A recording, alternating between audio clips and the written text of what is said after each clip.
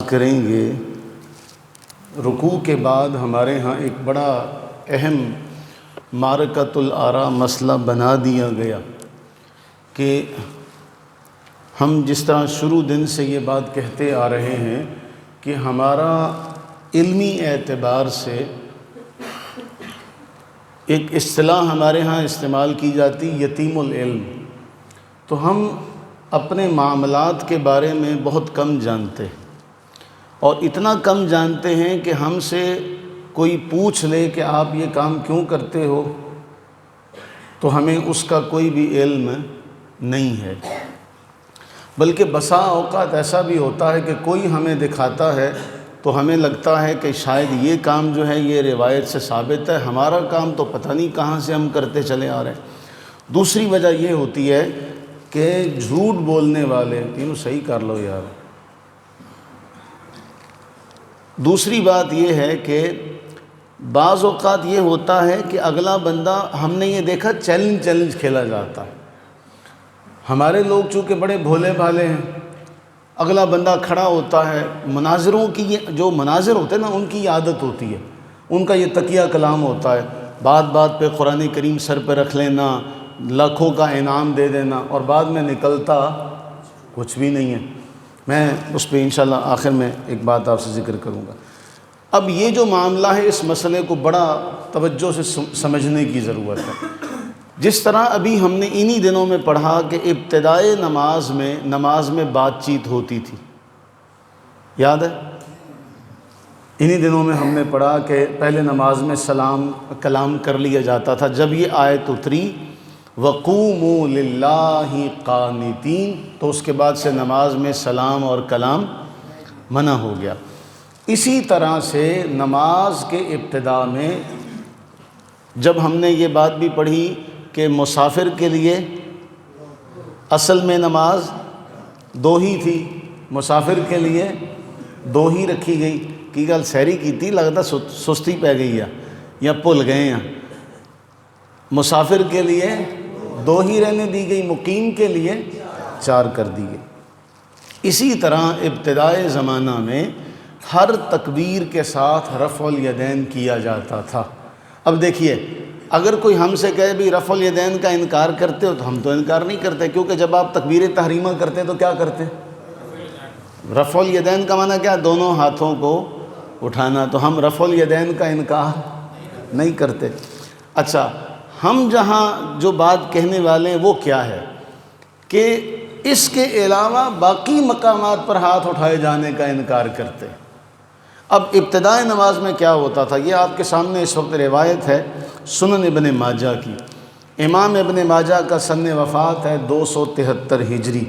امام ابن ماجہ نے روایت نقل کی، سنن ابن ماجہ کی حدیث نمبر ہے 861، کان رسول اللہ صلی اللہ علیہ وسلم یرفع یدیہ مع کل تکبیرۃ فی الصلاۃ المکتوبہ، حکم الالبانی صحیح۔ یہ روایت بھی صحیح ہے۔ رسول اللہ صلی اللہ علیہ وآلہ وسلم فرض نماز میں ہر تکبیر کے ساتھ اپنے دونوں ہاتھوں کو اٹھاتے تھے، ہر تکبیر کے ساتھ، مع کل تکبیرۃ فی الصلاۃ المکتوبہ، یعنی نماز میں جتنی بھی تکبیرات ہیں ہر تکبیر کے ساتھ ہاتھوں کو اٹھاتے، رکوع میں جانے سے پہلے بھی، رکوع سے اٹھ کر بھی، سجدے میں جانے سے پہلے، دونوں سجدوں کے درمیان بھی ہر تکبیر کے ساتھ ہاتھ اٹھائے جاتے تھے۔ یہ ابتدائی نماز کی بات ہے اور روایت بھی صحیح ہے۔ اچھا، پھر اس کے بعد یہی روایت عبداللہ ابن عمر سے ہے۔ عبداللہ ابن عمر کہتے ہیں انہو کانا یرفع یدیہ مع کل تکبیرہ۔ عبداللہ ابن عمر رضی اللہ تعالیٰ عنہما کے بارے میں آتا ہے کہ ہر تکبیر کے ساتھ اپنے دونوں ہاتھوں کو اٹھاتے تھے۔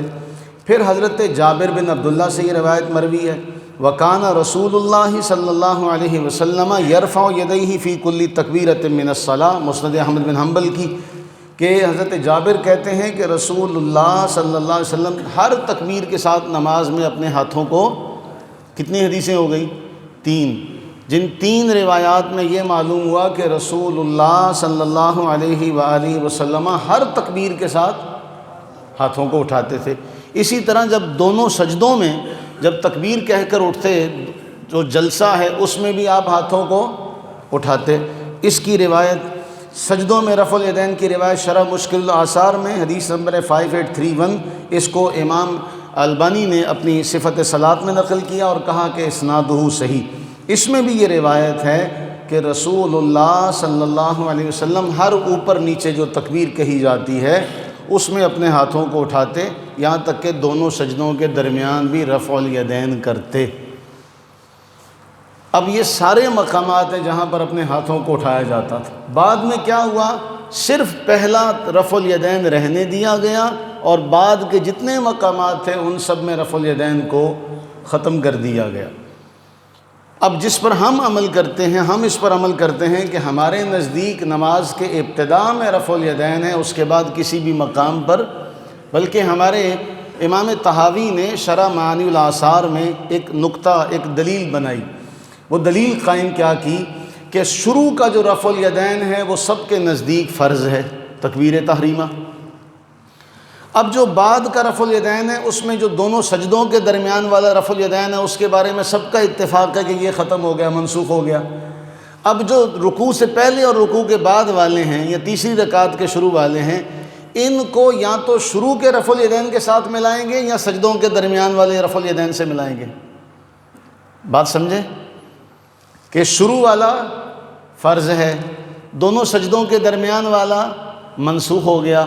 اب جو رکوع سے پہلے اور رکوع کے بعد اور تیسری رکعت سے پہلے ان رفع الیدین کو سجدوں کے ساتھ والے رفع الیدین سے ملائیں گے کہ دونوں سجدوں کے درمیان جو رفع الیدین تھا وہ ختم ہو گیا، منسوخ ہو گیا، تو ان رفع الیدین کا تعلق بھی اسی کے ساتھ ہوا، لہٰذا یہ بھی ختم ہو گئے۔ اب اگر شروع کے ساتھ کریں تو شروع کا رفع الیدین کیا ہے؟ فرض ہے۔ اب یہ فرض تو نہیں ہے، اب یہ فرض نہیں ہے تو ان کا تعلق کس کے ساتھ ہوا؟ دونوں سجدوں کے درمیان والے رفع الیدین سے، لہٰذا اب وہ ختم ہو گیا تو یہ بھی ختم ہو گئے، لہٰذا ہم اس پر عمل کرتے ہیں۔ اب جو ہمارے دلائل ہیں وہ کیا ہیں؟ سب سے پہلے اچھا، اب اس پر بڑا ایک عجیب سا کہ جی حدیث ضعیف ہے۔ اول تو میں وہ ساری روایات آپ کے سامنے رکھوں گا اور دکھاؤں گا کہ حدیث صحیح ہے کہ ضعیف ہے۔ دوسری بات یہ یاد رکھیے گا کہ حدیث ضعیف کا کسی سے پوچھیں جو اصول حدیث پڑھا ہوا ہے، کیا جو اصول حدیث کا پڑھنے والا اس کو پوچھیں کہ ضعیف حدیث کا حکم کیا ہے، یا ضعیف حدیث کی تعریف کیا ہے، یا صحیح حدیث کی تعریف کیا ہے، صحیح ہے، مرفوع ہے، متصل ہے، صحیح لذاتہ ہے، صحیح لغیرہ ہے، حسن لذاتہ ہے، حسن لغیرہ ہے، اس کے بعد جا کے پھر ضعیف کا درجہ آتا ہے۔ ان کی تعریف کیا ہے، صحیح کی تعریف کیا ہے، متصل کی تعریف کیا ہے، مرفوع کی تعریف کیا ہے، موقوف کی تعریف کیا ہے، صحیح لذاتہ کی تعریف کیا ہے، صحیح لغیرہ کی تعریف کیا ہے، حسن لذاتہ، حسن لغیرہ، پہ اس کے بعد ضعیف کی تعریف کیا ہے۔ تو تعریف نہیں کسی کو بھی آتی ہوگی کہ جی اس حدیث کی سند یہ ہے، یہ حسن ہے، یہ صحیح ہے، یہ ضعیف ہے، تو کسی سے تعریف پوچھ لی جائے تو وہ سمم بکمن، لیکن فوراً کیا کہتا نہیں جی یہ ضعیف ہے۔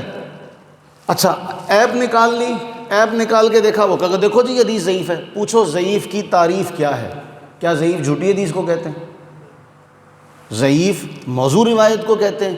کیا ضعیف پر ساری امت کے علماء کا اتفاق ہے کہ اس پر عمل نہیں کیا جائے گا؟ اصل میں خود اہل حدیث بھی اس بات سے ناواقف ہے کہ ان کے بڑے بڑے ائمہ علماء بھی کہتے ہیں کہ بھئی ضعیف کو مانا جائے گا، اور جہاں انکار کیا جائے گا وہاں کن شرائط کے تحت انکار کیا جائے گا۔ ہمارے بھولے بادشاہ جہاں دیکھا وہ روایت ضعیف ہے، تو ضعیف کا معنی کیا ہے وہ کسی کو بھی نہیں پتا ہوگا۔ او بھائی حدیث کے بارے میں جب تک آپ جانیں گے نہیں تو سن سنا کے ہمارے ہاں کیا ہوتا ہے، ہم دین کے لیے وقت نہیں نکالتے۔ جب ہم وقت نہیں نکالتے اکثر کیا ہوتا ہے، اب مجھے کئی آ جاتے ہیں، وہ جی فلاں بندے نے پیغام بھیجا جی اس کا یہ مسئلہ حل کر دیں، فلاں بندے نے یہ پیغام بھیجا ہے، وہ کہتا ہے یہ حدیث صحیح نہیں ہے۔ اچھا جو یہ کہتا ہے وہ حدیث صحیح نہیں ہے تو میں بند کمرے میں بیٹھ کے بات کر رہا ہوں، بولیے، میں تو یہاں بات کر رہا ہوں نا، سب کے سامنے کر رہا ہوں۔ تو اگر کسی کو کوئی مسئلہ ہے، کسی کے اندر اتنا کوئی معاملہ ہے تو وہ اتنی ہمت کرے کہ آ جائے۔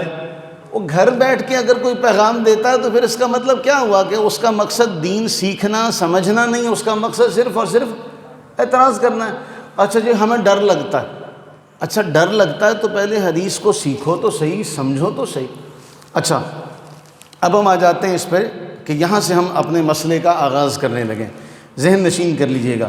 جامع ترمذی کی یہ حدیث نمبر ہے 257، 257 نمبر حدیث، عبداللہ بن مسعود رضی اللہ تعالیٰ عنہ۔ یاد رکھیے گا حضرت عبداللہ بن مسعود رضی اللہ تعالیٰ عنہ صحابہ میں ایک منفرد شان ہے۔ ہم کہتے ہیں کہ ہر صحابی اپنی جگہ چند آفتاب و چند مہتاب ہے، کہ دنیا کی کوئی فضیلت جو ہے ایسی نہیں ہے کہ جس کو ہم اس کے مد مقابل لا سکیں۔ اس کا صرف رسول اللہ صلی اللہ علیہ وسلم کو اپنے سر کی آنکھوں سے دیکھ لینا ہی اتنی بڑی شان ہے کہ اب دنیا کی کسی اور شے کی کوئی بھی ضرورت باقی۔ اچھا میں یہاں رک کے ایک اور مسئلہ بھی سمجھاؤں۔ ہمارے ہاں کہتے ہیں کہ جی حضرت سیدنا امیر معاویہ رضی اللہ تعالیٰ عنہ کی کوئی فضیلت نہیں ہے ماں سوائے اس کے کہ وہ صحابی ہیں۔ عجیب سی بات کر دی۔ او بھائی اس کے بعد کوئی فضیلت رہ جاتی ہے؟ کسی کا صحابی ہونا کیا بھائی انسان محنت سے کسب سے آج کے دور میں ولی غوث قطب اوتاد ابدال سب بن سکتا ہے مجاہدے اور ریاضت کی بنیاد پہ، کیا کوئی صحابی بن سکتا ہے؟ جتنا مرضی عبادت کر لے زہد و تقوی کر، تو کیا یہ شان ہی نہیں ہے؟ تو اس کو سمجھنے کی ضرورت ہے کہ نبی صلی اللہ علیہ وآلہ وسلم نے ارشاد فرمایا لا تمس النار، اس کو آگ نہیں چھو سکتی جس نے حالت ایمان میں مجھے دیکھا ہے۔ اچھا یہ عبداللہ بن مسعود کون ہیں رضی اللہ تعالیٰ عنہ؟ اب یہ میں حدیث سے پہلے ان کا تعارف اس لیے کروا رہا ہوں تاکہ آپ کو پتہ چلے کہ یہ کس شان کے مالک تھے اور کس درجے کے یہ شخصیت ہے۔ ان کے پاس ہوا کرتا تھا تکیہ۔ کیا؟ تکیہ۔ تھوڑا سا ذوق سے بیٹھیے۔ ان کے پاس ہوتا تھا تکیہ، ان کو کہتے ہیں صاحب الوسادہ، تکیے والے۔ جہاں رسول اللہ صلی اللہ علیہ وسلم بیٹھتے آرام فرما ہوتے یہ حضور کے پیچھے تکیہ رکھ دیتے۔ ان کے پاس ہوتی تھی مسواک۔ جب کبھی رسول اللہ صلی اللہ علیہ وآلہ وسلم کو مسواک کی طلب ہوتی ہے آپ کو مسواک پیش کرتے۔ ان کو کہتے ہیں صاحب السواک، مسواک والے۔ جہاں نبی صلی اللہ علیہ وسلم بیٹھتے یہ حضور کے جوڑے اٹھاتے اور یہاں رکھ لیتے۔ ان کو کہتے ہیں صاحب النالین، نالین والے۔ اب یہ وہ صحابی ہے جو کبھی کبھی حضور کے پاس آتا ہے۔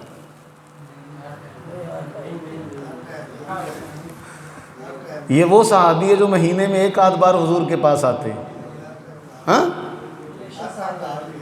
یہ ہر وقت آپ کے ساتھ رہتے ہیں، تبھی یہ ان کے القابات ہیں، تکیے والے، مسواک والے، جوڑوں والے، نالین والے۔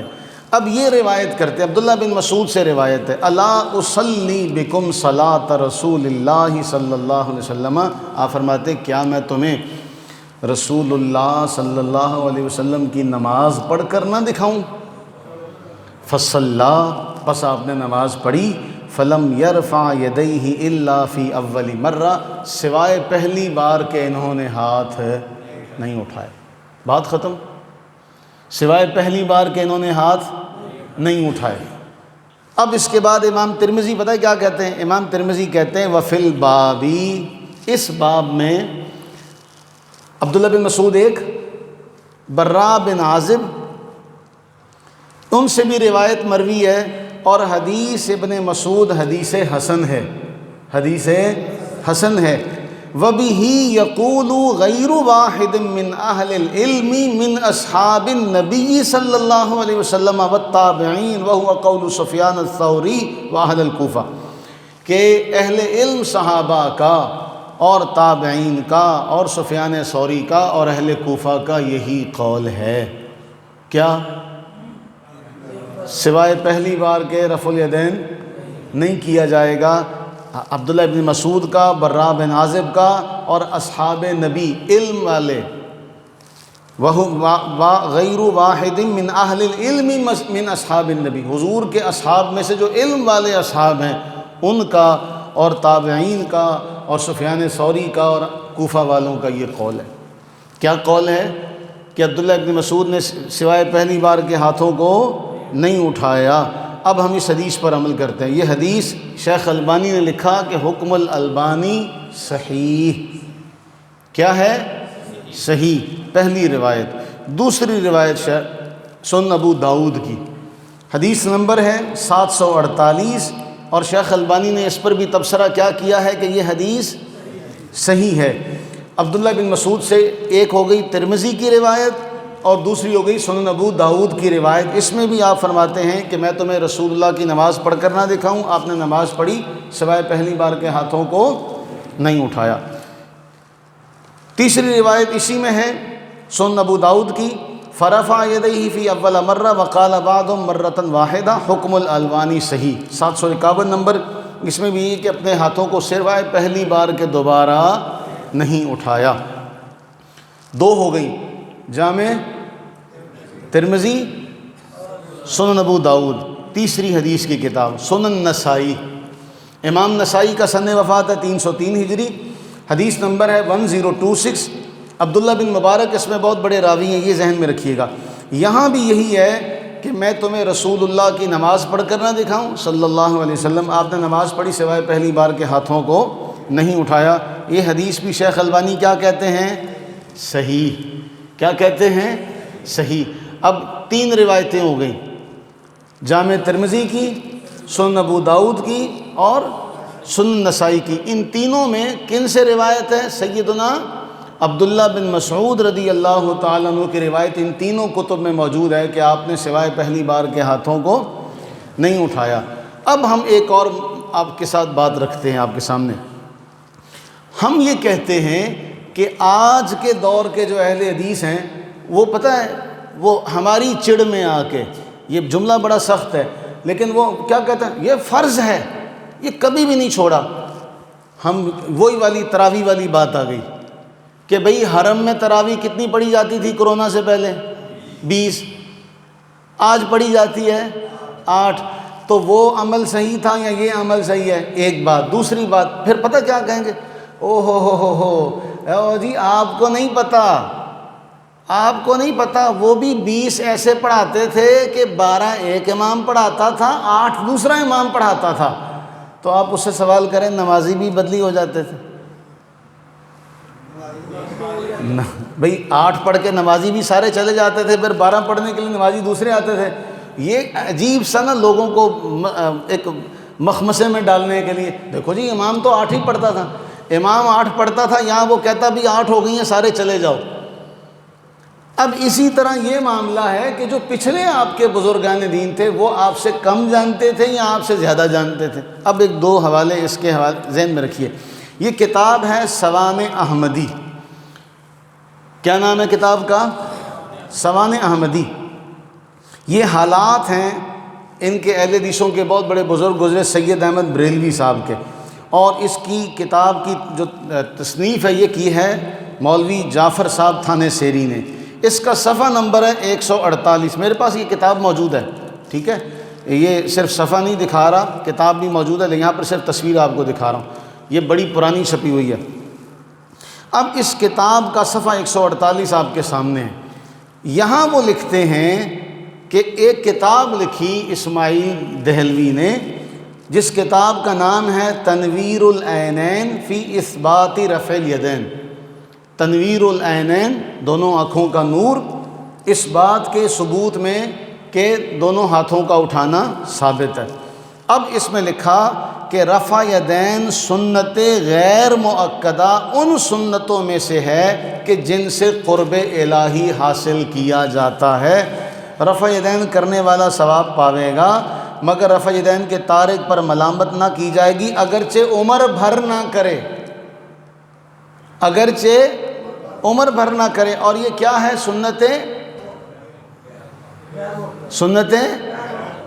سنتیں غیر مؤکدہ۔ کس نے لکھا؟ اسماعیل دہلوی صاحب نے، آپ کے بہت بڑے بزرگ، انہوں نے یہ بات آج سے اتنا عرصہ پہلے لکھی۔ اچھا آگے چلتے ہیں۔ یہ ہے فتاوی ثنائیہ، ثناء اللہ امرتسری صاحب، بہت کمال کے بزرگ، بہت بڑے علمی پائے، یہ اہل حدیثوں کے بہت بڑے بزرگ ہیں، اور انہوں نے جو کتابیں لکھی ہیں کمال کی کتابیں ہیں، ان کا فتویٰ بھی موجود ہے، ان کی تفسیر بھی موجود ہے، ثناء اللہ امرتسری صاحب، یہ ان کا فتاویٰ ثنائیہ ہے۔ اب اس فتاویٰ ثنائیہ میں انہوں نے لکھا کہ اہل حدیث کا مذہب ہے کہ نماز میں رکوع کرتے ہوئے اور اس سے سر اٹھاتے ہوئے دونوں ہاتھ مثل تکبیر تحریمہ کے کانوں تک اٹھانے مستحب ہیں۔ کیا ہیں؟ کیا ہیں؟ او بھائی مستحب ہے تو پھر جھگڑا کس بات کا؟ آپ کرے جائیں، آپ کریے، آپ کے علماء لکھ رہے ہیں کہ یہ کیا ہے؟ مستحب ہے۔ پھر اسی پر لکھا کہ رفع یدین ایک مستحب عمل ہے جس کے کرنے پر ثواب ملتا ہے، نہ کرنے سے نماز کی صحت میں کوئی خلل نہیں آتا۔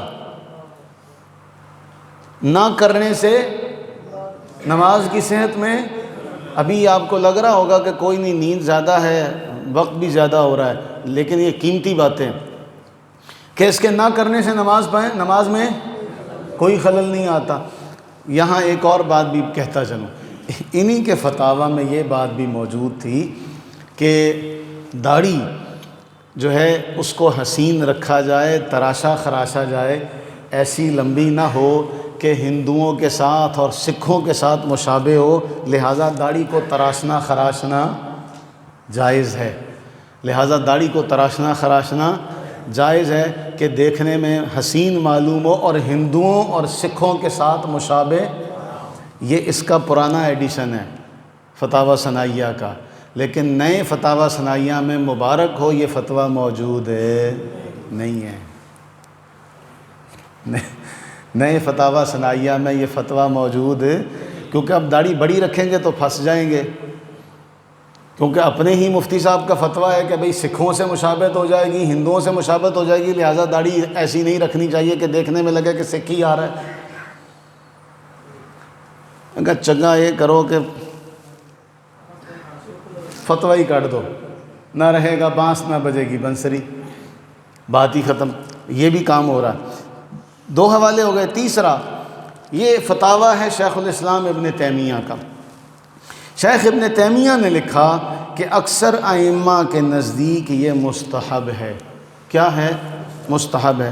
بھائی آپ کے اتنے بڑے بڑے علماء نے لکھا کہ یہ مستحب ہے، تو پھر ہم جس پر عمل کرتے ہیں، پھر ہم حدیث پر عمل کر رہے ہیں، تو آپ حدیث پر عمل کرنے والے کے بارے میں کبھی سر پہ قرآن رکھ کے کوئی کہہ رہا ہے۔